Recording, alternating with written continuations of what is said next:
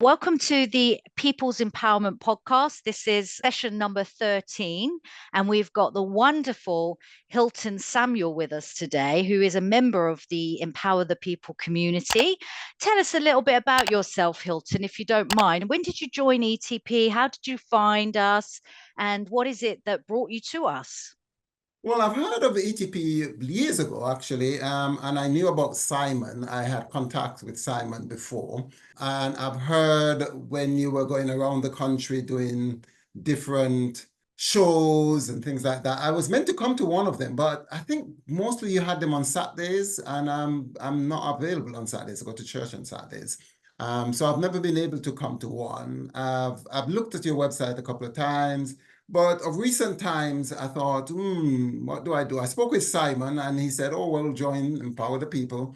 So I've come on board maybe a couple of months ago.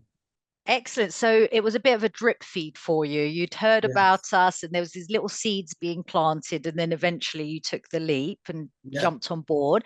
And how are you finding Empower the People? Are you enjoying it? Do you get a lot out of it? What's your most favorite part about being a member?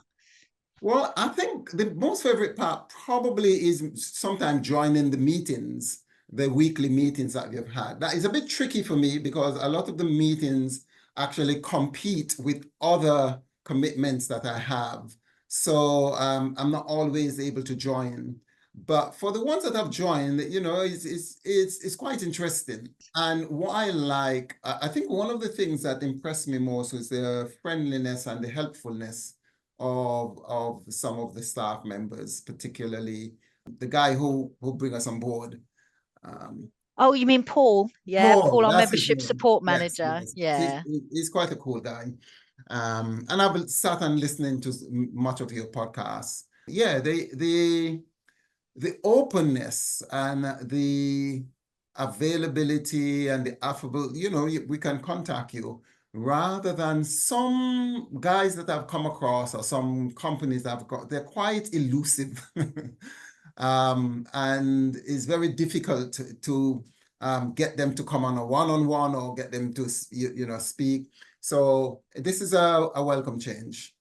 Oh, that's lovely to hear. Yeah, one of the things that we definitely don't want to be here at ETP is some commercial corporate entity with no familiarity. It's just a consumer or customer client relationship.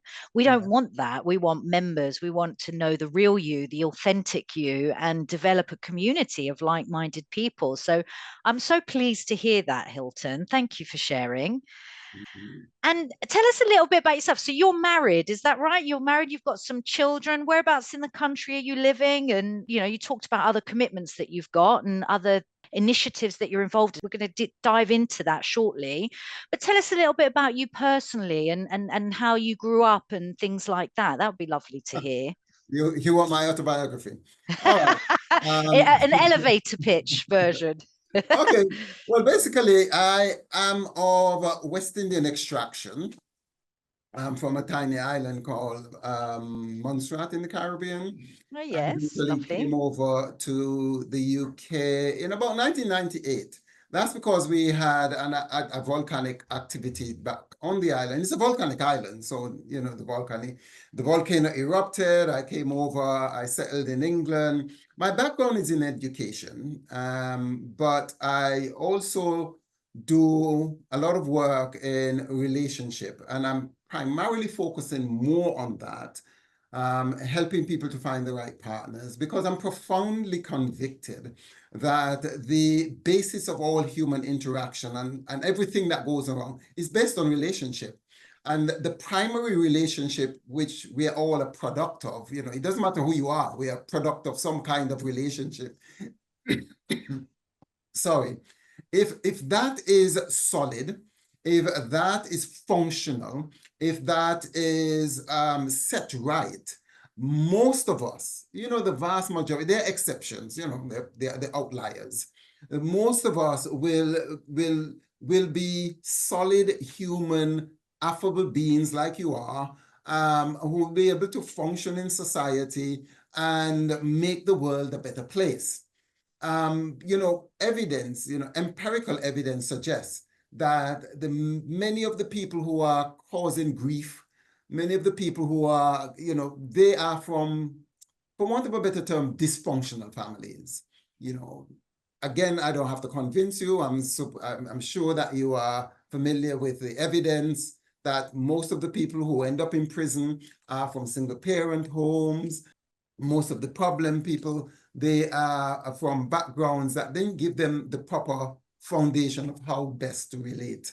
So that's why I got into this area of relating and relationship and helping people to find the best partners for them. There's no perfect partner, but the right person for them. And also to prevent people who are in relationships from becoming dysfunctional, one, and to save them from disaster and divorce. I think divorce is really the cancer of society. But there are some, I must say here that there are some relationships that should not be had. They shouldn't have gotten together in the first place. And there are some relationships that can't be saved. And there are some relationships that shouldn't be saved. But the vast majority of relationships, based on the evidence that we have, the scientific research that has been done, the tools and skills that we have, can be saved for the betterment of all of us. Now, you ask me where I am in the country. I am in Hertfordshire, Baldock. I'm married. I have 3 wonderful boys. God has given me a goddess. Not that I'm a god myself, but I'm a human being like you coming up. But I have been privileged to have a wonderful woman in my life. Not without challenges, but we work through the challenges, which is what we're going to talk about a bit later. Yeah, absolutely. Oh, well, thank you for that. That's really interesting. And I think you've hit the nail on the head in terms of, everything that we go on to do in our adult life is a product of the environment that we were brought up in and what we've learned, the experiences that we have. And of course, one of the biggest things that we can see with our spiritual eyes happening in the world right now is this breakdown of the family unit. Oh, And it's yes. been happening over many years, right? With the divorce rates skyrocketing, and there's the media outlets, they push a narrative that you can be a strong single woman, or you Oh, can be a yes. Oh, fine man. strong man, and that you don't need marriage, and that you don't need to have this family unit. And they use all these devices that are put out there to take you away from relationship, honest, Right. true, authentic relationship. So I think you've hit the nail on the head there, and there needs to be a refocus on family and bringing that union back together to make strong family units, which create healthy individuals for later on in life, right? And it will be the foundation, like you say, for a loving marriage. And even marriage, you touched on this as well, marriage, we see that is a divine union between two people. It's Yeah. sacred. It's supposed to Yeah. be sacred. But yet you see in this world, that there's this, oh, marriage, you can get divorced Oh, tomorrow. yes. It's like frivolous, it's so easy. You don't have to work at it anymore because you can just get divorced and marry somebody else. And we've lost the sanctity of that divine union, which it really is to procreate, to go forth and multiply, right? To bring forth fruit in the earth, good, righteous fruit. So, I love that that's your passion, that's your niche. I love the fact that you're married. How long have you been married for, Hilton? Oh, goodness me. I hope my wife is not hearing me when I say I need to calculate and calibrate that. It's a good 19, 20 years. Oh, my son is 19, so it's 20 years. I caught you out there, then like your wife's going to watch this back and just going to give you a clip round the back of the head. Yes. Oh, good. Okay. Well, and I hear from what you're saying, from what you're telling me, a lot of what you're teaching, a lot of what you're bringing to the world is faith-based. It's based Yes. on a foundation of truth from a biblical perspective, from a faith-based perspective. Do you want to give us a little bit of information about that? Well, yeah, I'm a person of faith. And, from most faith around the world, hold the family as sacred. And yes, a lot of the principles are based in scriptures, a lot of the principles, and not only in Judeo-Christian religion, but all of the religions, whether it's Islam, Hinduism, the other faiths that you're speaking about, most of them, I can't speak authoritatively for them, but I know that most of them hold the family as sacred and as a powerful unit within which human beings literally care for each other, nurture each other, and form a foundation to bring children up. But by the way, even apart from faith, evidence is now suggesting that the thing that makes us most, fulfilled is actually not money. Well, we need money for, apart from the minimal amount that we need to pay to buy food and pay our utility bills. Apart from that, the thing that gives us the most fulfillment is relationships and families, the people that we relate to. And if you think about it, you're right, my sister passed on, recently. We had a funeral yesterday. Oh, and I'm sorry to hear that. Yes, one of the things while she was in the hospital, she wanted was to have a family around her. Most people, when they're going out, they don't complain about the amount of time they should have spent at the job, or the amount of time they should have spent at the study. What most people regret not spending enough time with their family, with their children, not doing the things that are required, and that's what we're here for. So yes, we hold the family sacred. We hold marriage as important. And I could expand a little bit more, but my focus today is how to deal with conflict and how to resolve conflict. To respond more succinctly to your question, yes, there are lots of principles that are based in the scripture, but even for those people who are not of faith, even for those people who may not align with, religion, or the principles are still there. And we have enough scientific evidence-based research to know that if you use the principles and the skill set, it will benefit everyone. Oh, wow. So why don't you tell us a little bit about this research then, Hilton? It'll be fascinating to hear what what is out there that people can tap into, or to truly understand, not even necessarily from a spiritual, faith-based perspective, just from an empirical study and research basis. All right, let me tell you a number of things. I don't know if you've heard of John Gottman. He has been touted as the grandfather of modern relationship research. And in fact, he has actually built something that is called the Love Lab. And he has, I can't remember where it is, it's someplace in California. He has this lab that he built years and years ago, where he invites couples to come and spend a little vacation. And it's similar to any vacation you would go to, places around the world, these exotic places. And he gives them this vacation for free. And they would come, and in the Love Lab, it's like a glorified hotel. And they would spend maybe a weekend or a couple of days or a week there and do whatever they want. And what he did was to hook up, their interactions were monitored via cameras, but also as they interacted and exchanged and engaged with each other, they would have things on their body that would monitor their temperature, monitor their heart rate, monitor their muscle movement. The only place that they weren't really monitored was in the bathroom.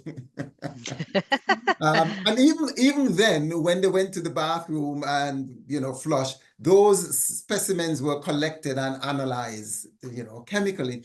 And it has been going on maybe for 20, 30 years now. They have compiled phenomenal amount of information on how people interact, how it impacts. In fact, he says that within a couple of minutes of interacting with people, and he charts the interaction and how the interaction is going, he can pick up certain things, and with 80 to 90% accuracy, he could tell whether or not the couples would divorce in the future. Wow.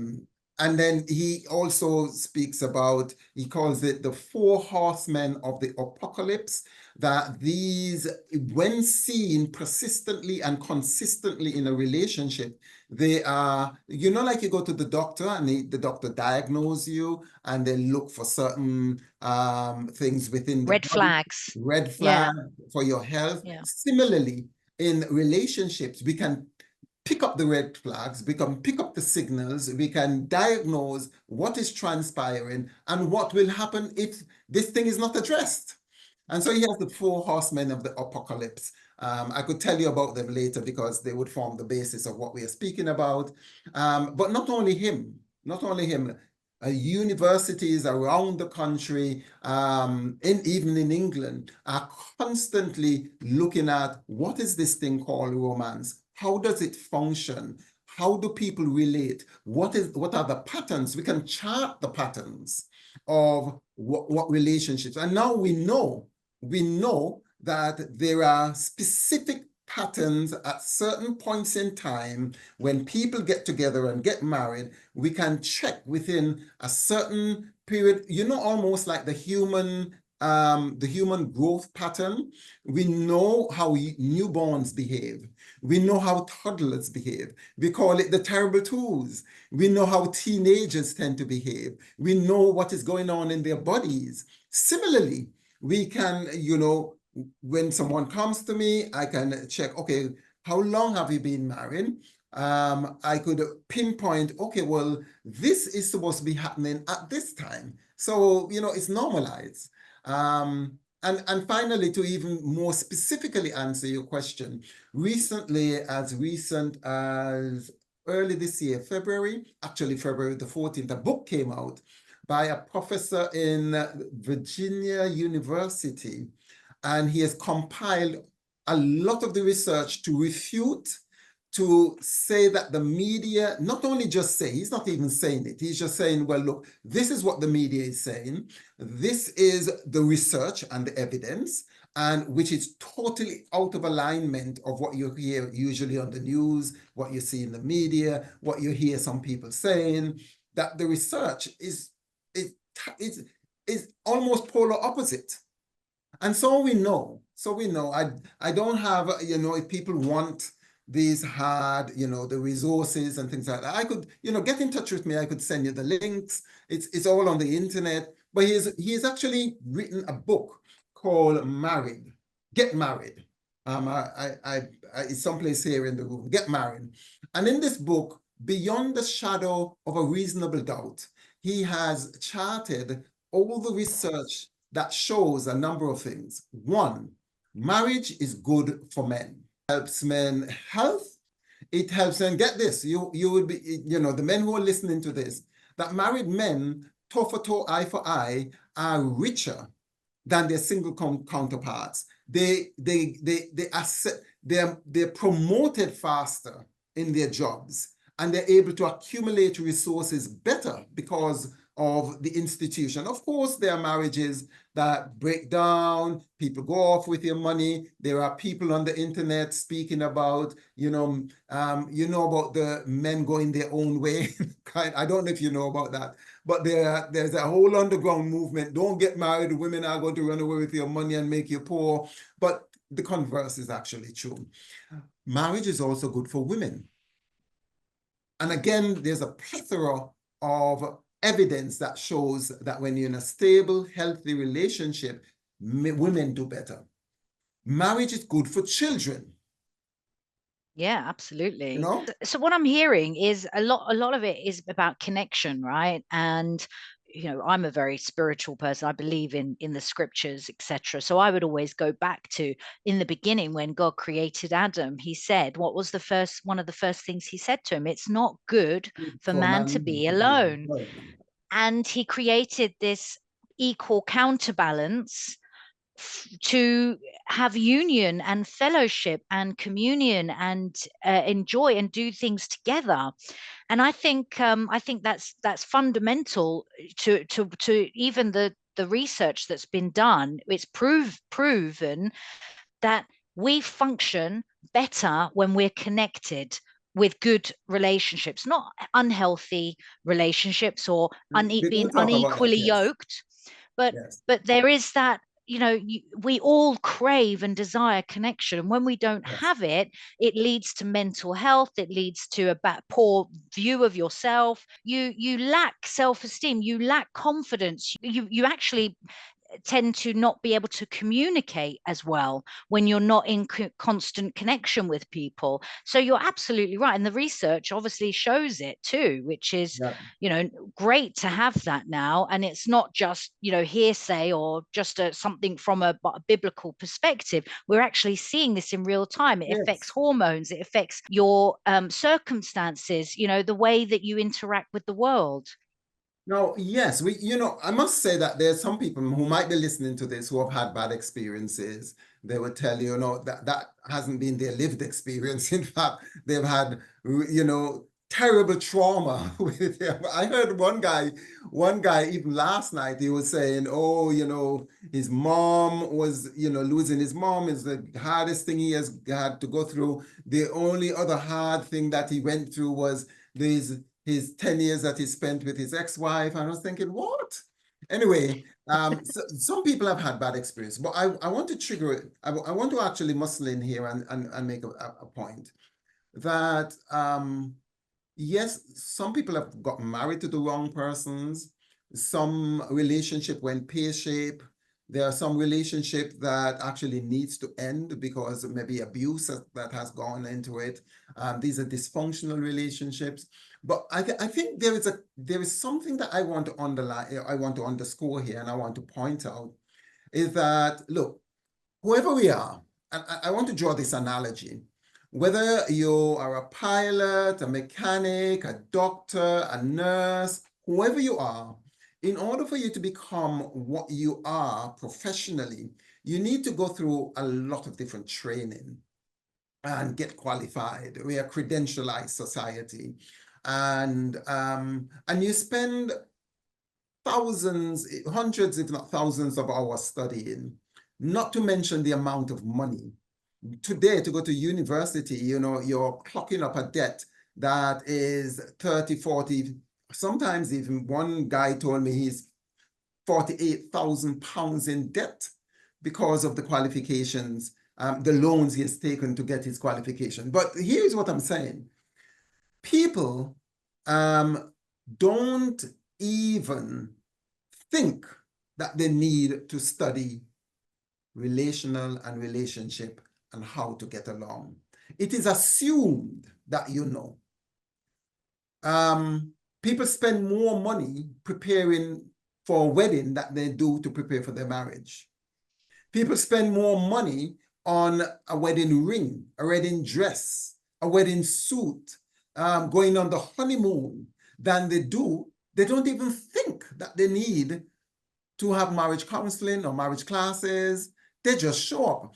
And what's his name? Elaine de Botton, who's one of my favorite authors. He has an organization called the School of Life, right? The School of Life. And he says something that I love, and I don't know if I'm getting the exact quote. He says that many of us assume that we are born with the ability and the skill to relate. And quite contrary, he says, love, relating is a skill. Now we're going to come down to this. Is actually skill-based.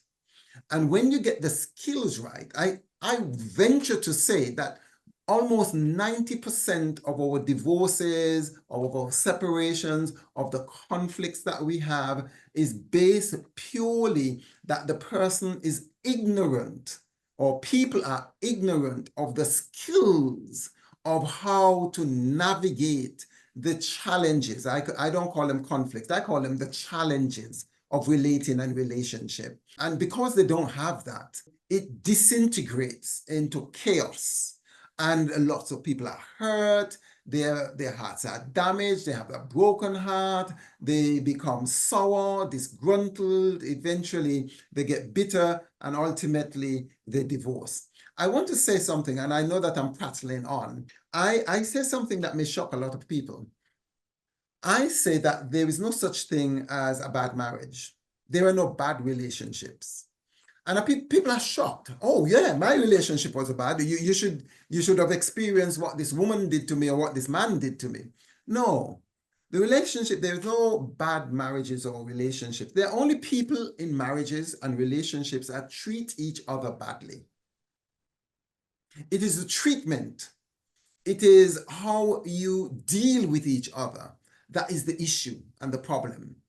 It's absolutely true. I think a lot of us fail to recognize our own lack, our own, what's the knowledge gap that we've got? What's the capacity to love? What lack of capacity to love have we got? And sometimes it's about looking inwardly and looking at, well, I am part of the solution here. I'm not just the problem, I'm also the solution. You're So amazing. so in order to turn the problem into the solution, I need to look at myself, right? And how I'm responding, how I'm interacting. What am I saying? What are my actions that are going to cause consequences, right?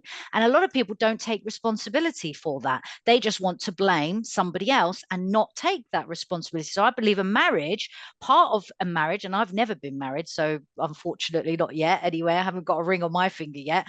But Ooh. the point is that people don't want to work on themselves. They're quite happy to blame the other individual and not accept that actually they were part of what's going on.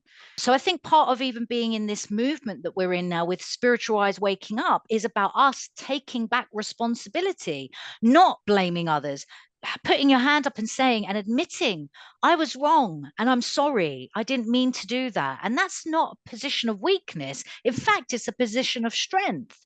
And people, I see it all the time, they just are unwilling to look at inwardly and say, you know what, I need help, or I need to change my behavior, or the way I'm even looking at this situation. I need to change my perspective on it.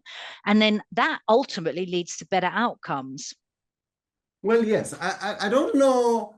I subscribe to the view, and I agree that everyone has agency, that we are impacting each other. And I think, I said to people, a lot of people think, oh, what is love? Love is something that you feel, love is this. And some people have, philosophically and even correctly say that love is a decision. Well, I've gone beyond that. I say love is a creation, or more specifically, or more exactly, love is a co-creation. We co-create how we actually interact. It's like a dance. It's like a choreographed dance. And uh, have you ever seen, there's so many things to say about this, but before I go on to say that, I want to make a commentary on something that you said. You said that a lot of people are not willing to take responsibility, and that is true.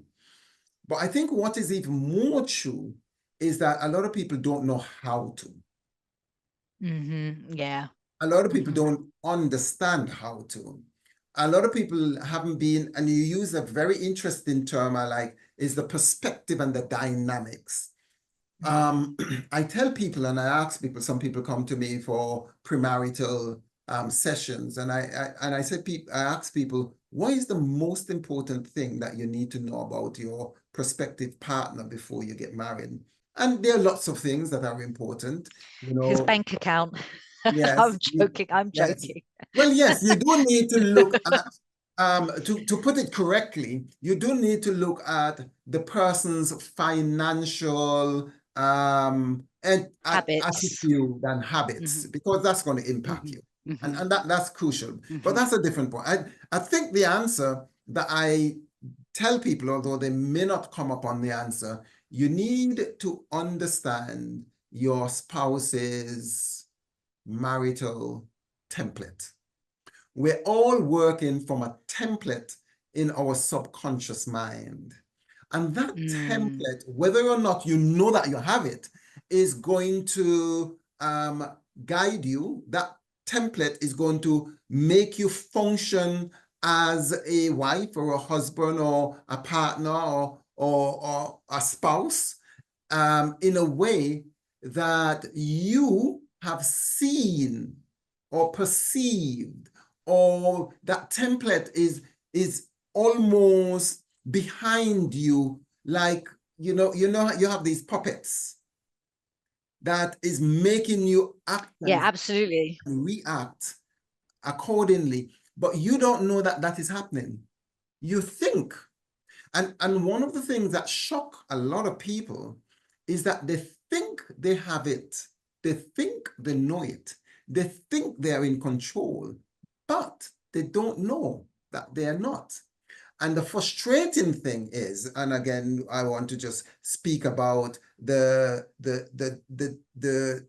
cycles or the stages of relating and relationship. A lot of people get into relationship from a Western concept of romance and feelings and chemistry. And yes, that's important. And what this does, though, is to make a lot of things almost automatic. So you relate to the person and sacrifice for the person and do good for the person. And all of these are just so easy to do. You avoid hurting the person, and it makes you feel good to make the person feel happy. And the person reciprocally does these things for you. And you float on this cloud. But in this aroused state, because what nature or the designer or God has done is to program in us the capacity and the ability to reproduce. And what is happening here, this thing is causing both of you to be powerfully attracted to each other in order to get you to reproduce. So there's so many things to say. But there are two primary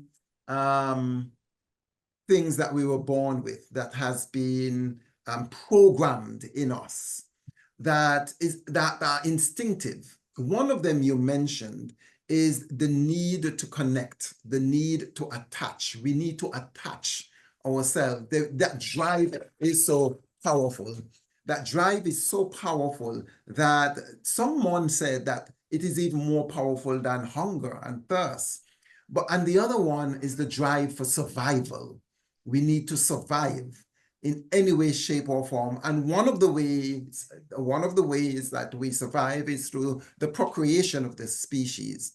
But having said all that, I'm almost losing the point, but let me try and get back on board, is to say that because it was so natural and easy when we are in love, when that phase, because the human being cannot sustain that phase forever, when that phase stops or peters out or is phased out, a lot of people get unstuck because they no longer, when they have gone to the moon, the honeymoon, and then they come back down to earth and life hits. They have to go to work, they have to do this, and then, and we know it lasts for about, and let me just tell you, it lasts for about 18 to 36 months, year and a half to 3 years.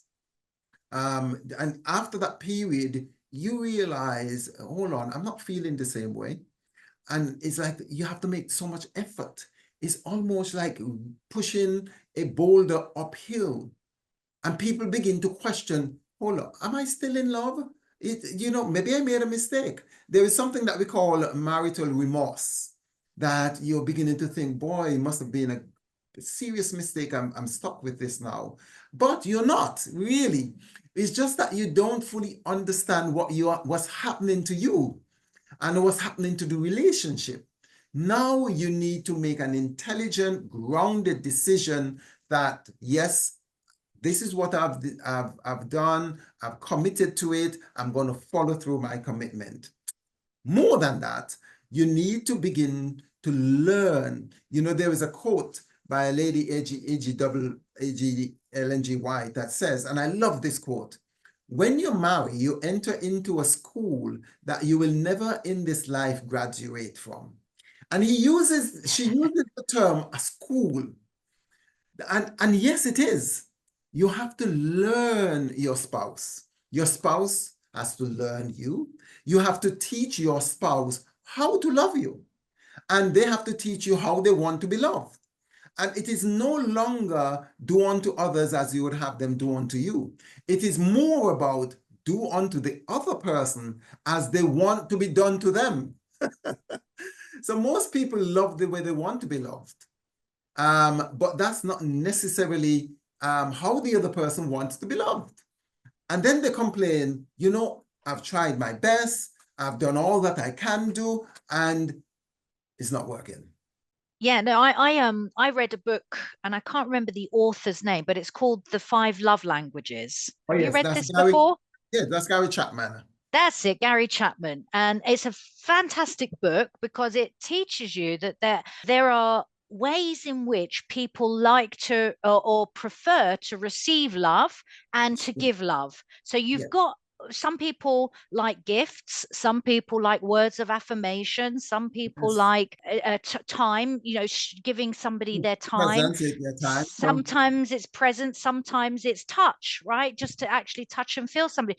And these five love languages, really, if you can understand your partner's love language, how they like to receive love and how they like to give love, then that is a step towards not getting so, let's say, upset or frustrated with a partner when they say, oh, I don't have time to take you out for dinner, but instead bring you home a gift. That's because that's their way of expressing their love to you.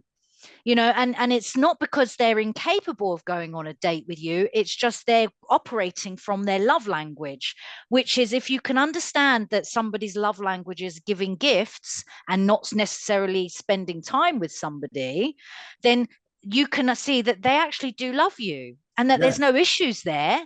There's no problem there. You've just got to see it from their perspective, that they are showing you love just in a way that you're not expecting it, or that you don't necessarily have the preference to receive it. What is important there, based on what you're saying, you have to teach the person how you want to be loved. Yeah. However, now this is the problem. This is the problem. How must I explain it? Because of our perception of what our unexpressed expectation, and sometimes we don't even know that we have this unexpressed expectation, is we expect the person to know how to love us without us saying. And in fact, and I find this with many women, they feel if you have to say it, if you have to tell them and they do it, then what's the point? Because they're not doing it out of their own accord. But the problem is the person doesn't even know how to do it. And a lot of people feel that if they have to tell the other person how to love them, then it's not love. Like, so, and to move this further from the five love languages, is something that we call emotional needs. You know, the way many people are familiar with, you have to feed the body. You need food, you need air, you need water, you need a variety of different food. And these are called physical needs. You need nutrients in order to function optimally. And if you don't get these, guess what? A hungry man is an angry man. And you become dysfunctional, and eventually you become diseased, dis-ease. As you know, you guys who study words would know. What people don't fully know is that all of us have what is called emotional needs. And our emotional needs, our love is to our souls what food is to our bodies. And when our emotional needs are not met, we become irritable, cranky, frustrated, angry, ultimately bitter, resentment, all of which does not augment well for a great relationship. And, you know, I could tell you about the emotional needs. There are general emotional needs, there are gender-specific emotional needs, and there are personal emotional needs, and there are cultural emotional needs. I don't know if you want me to go into all of that, but many people, they get into conflict because their emotional needs are not met. It is not necessarily, a lot of people will tell you that people fight over money, sex, they fight over, lots of the other things that they fight over. Those are what I call symptoms of deeper needs. And you can fight the symptoms. You go to the doctor, you have a cold, he gives you something for the cough or the sneezing or the runny nose. But that's not the root. cause. And similarly, many of us get into conflict with our spouses, our partners, because the underlying cause, the emotional needs, are not being met. And I don't know if you want me to expand a little bit more on that, but what I want to say, there are a couple of things I would want to just zero in on. When you get in a relationship, ladies and gentlemen, my friends, you actually create a third entity. There is you, there is your spouse, and there is the relationship. Now, the relationship is almost like a living organism by itself. And you can damage the relationship or cause the relationship to flourish based on how you treat each other. And technically speaking, you already have lived experiences of how to treat each other. In other words, many of you got together because you felt that this person fulfilled you. This person made you happy. This person understood you. This person connected with you. And if you dissect what you used to do when you were in that phase, many of us used to find ways of investing in the person. If you take the 5 love languages, you spent a lot of time. There are 3 T's to relationship: time, talk, and togetherness.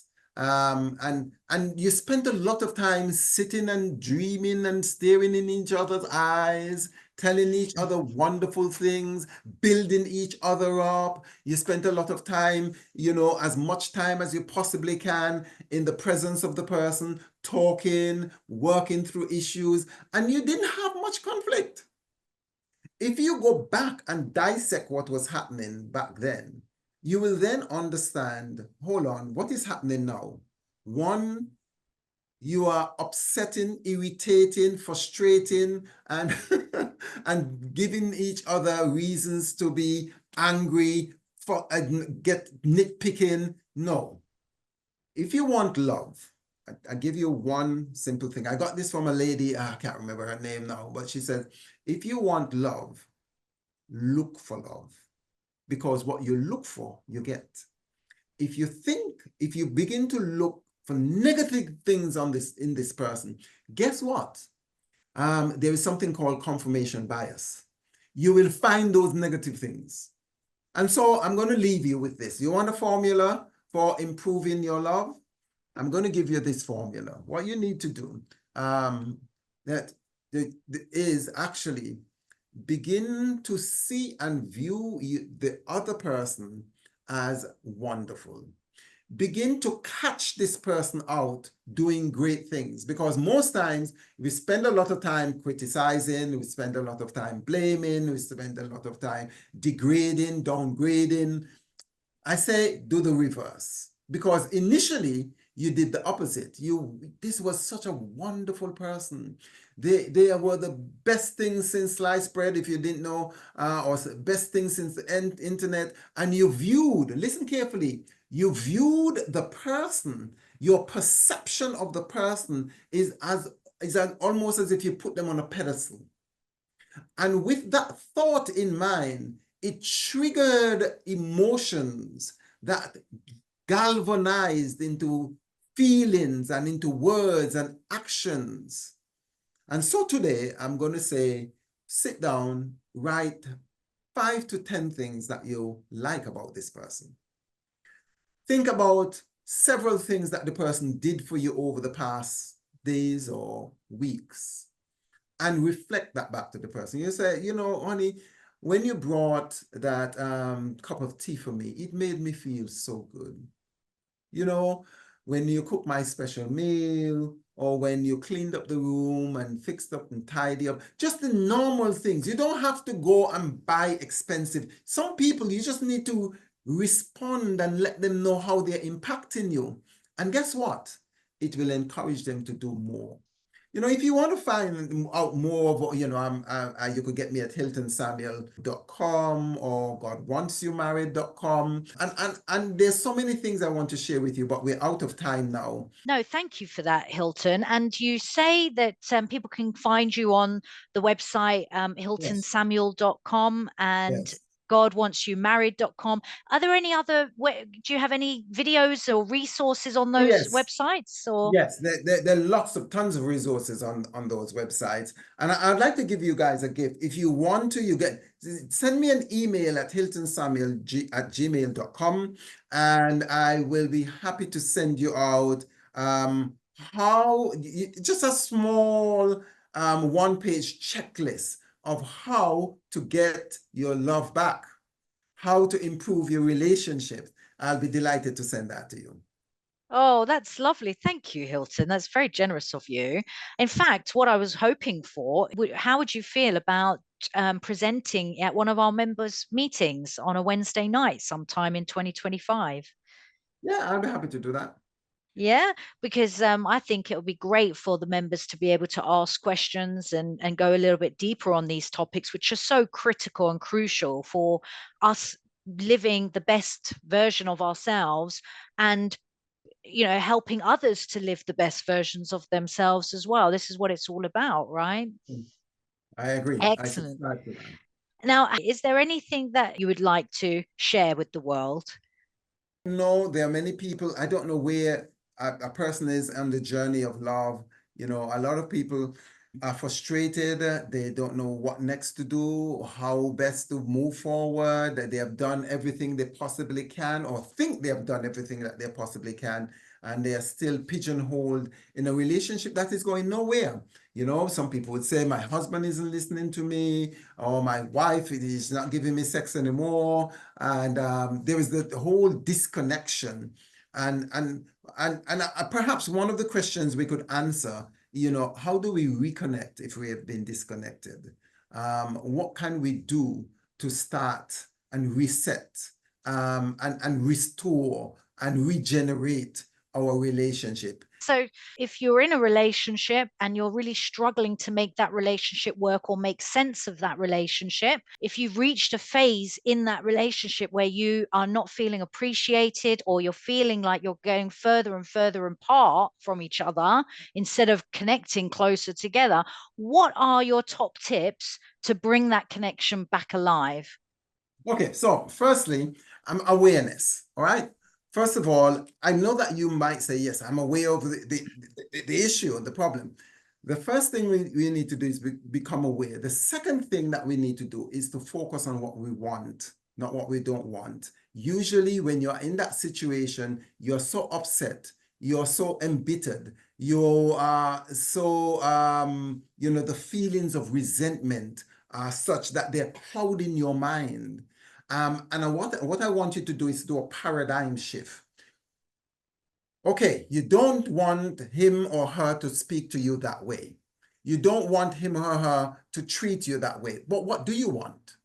How would you want them to treat? And if you focus, what is it that you want? If you distill down what it is that you really, really, really want, and I suggest you write them down. Perhaps you don't know what you want. So the first thing you might want to do is what you don't want. So list all the things that you do not want.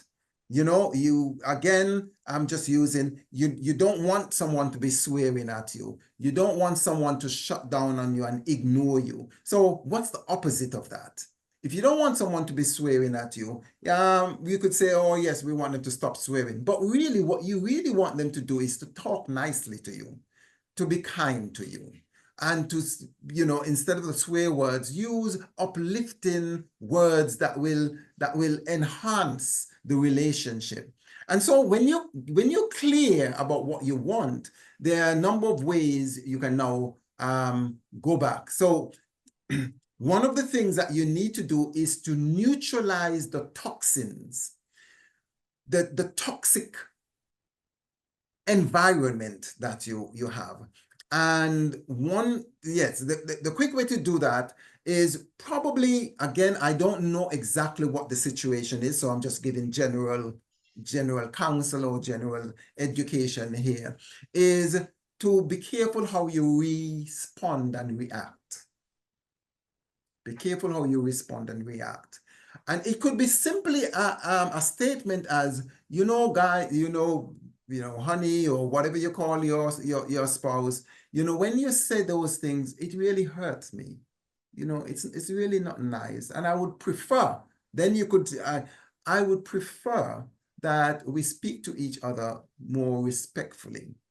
If you continue to speak to me that way, I am not going to respond. I'm not going to engage anymore.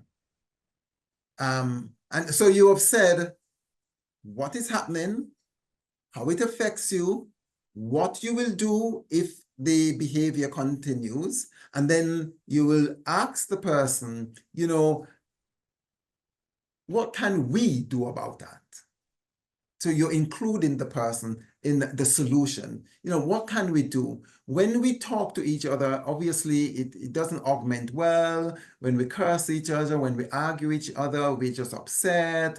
And I don't like it. It really hurts me deep inside. I miss the time when we used to sit on the couch together. We used to watch TV together, when we used to go to walk together, when we went out together. Those were so wonderful days. And now we're just at each other's throat, or we're not even talking to each other. What can we do? What can we do? I like that. That's great. Great top tips there. Thank you, Hilton. Really appreciate that. We're so blessed, I must admit, to have members like yourself with these skills and with the experience that you've got, and with the heart and the passion that you've got to, helping people in their relationships, which is such a, like we said at the very beginning, such a sacred space that needs to be sanctified, that needs to be kept sacred. And we'll obviously share your links to your websites and how people can get in contact with you on the podcast. So we'll put that in the detailed description. But what kind of things do you offer, Hilton? Could you tell us a little bit about what, if somebody was to come to you, what kind of things could they expect, or what kind of things could they ask for?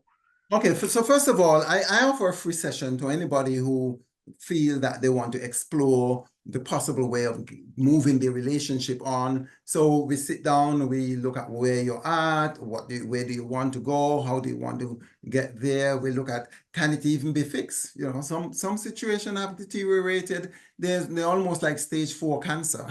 God forbid that. But and we just assess it. We assess it, and I say, well, probably your next best step might be this, or this. So if you are in a situation, you don't need to worry. You could book a session with me, and the first session is going to be free, and I'll help you, point you to ways and means and how you can move forward. And so that's one. The second way is that, look, I do have I'm putting together a book and some courses. People who want to do it on their own, bright people like you might want to say, okay, I don't need anybody to help me. And, let me just give me a book, let me read, or let me go through a course.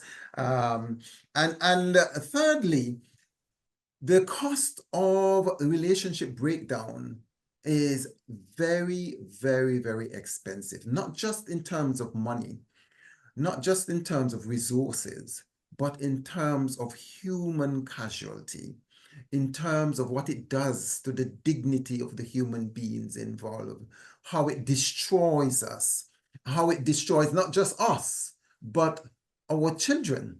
If children are involved, the impact on children, somebody once said, if children were judges, there would be no divorce. And not only just our children's children. It's like a legacy that and sometimes we need to move beyond our pain, beyond our own frustration, beyond what is happening with us, and sacrifice for our children and the future generations. And so I help people to avoid the fallout of, the destruction and the divorces that are happening. Oh, yeah, great. So you're like the garbage man. Ah, You come and collect the garbage each week and for everybody. Oh, pick it bless all you. up, you know. I see it more like mending. You know, when you go to the doctors, you know, people say, "Oh, my heart is broken." When you have a physically broken, you're in an emergency, where do they take you? They take you to the doctors. You know, when you Yeah, have a broken heart, where do you go? You come to people like yeah. me, you know, other couple counselors or coaches or who can help you to work through it. Yeah, definitely. We don't have to do these things alone. We don't have to work through them alone. And in fact, having somebody, who can advocate for you or, give you some guidance and counseling is actually where you're going to find remedy, because you can then see things from another perspective, which you possibly haven't been doing, which keeps you locked in that cycle. So yeah, no, thank you so much, Hilton. I've really enjoyed our conversation Well, today. thank And you. I'm delighted that you'll come back on at some point, maybe to the members, on one of our members' meetings. That would be great. We can share more of who you are and what you do to mend the world and make the world a better place. So thank you. We're going to wrap up now, but a big thank you to all our listeners. If you need to get in touch with Hilton, we've got the details below in the description. And we hope you've enjoyed this session just as much as we have. Thank you and God bless.